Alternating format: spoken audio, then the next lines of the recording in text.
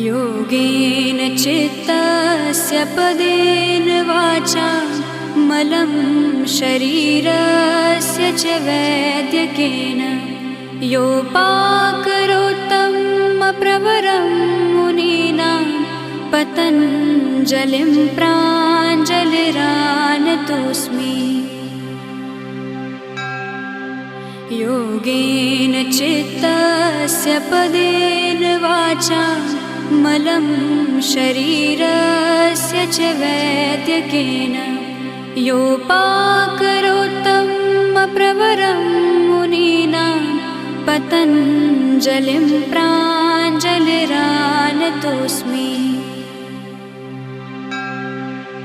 योगेन चित्तस्य पदेन वाचा मलं शरीरस्य च वैद्यकेन योपाकरोत्तं प्रवरं मुनीनां पतञ्जलिं प्राञ्जलिरानतोऽस्मि। योगेन चित्तस्य पदेन वाचा मलं शरीरस्य च वैद्यकेन योपाकरोत्तं प्रवरं मुनीनां पतञ्जलिं प्राञ्जलिरानतोऽस्मि।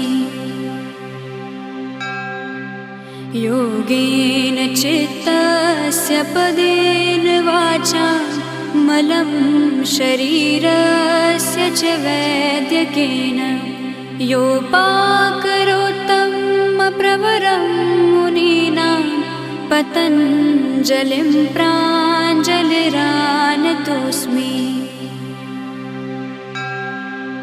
योगेन चित्तस्य पदेन वाचा मलं शरीरस्य च वैद्यकेन योपाकरोत्तं प्रवरं मुनीनां पतञ्जलिं प्राञ्जलिरानतोऽस्मि।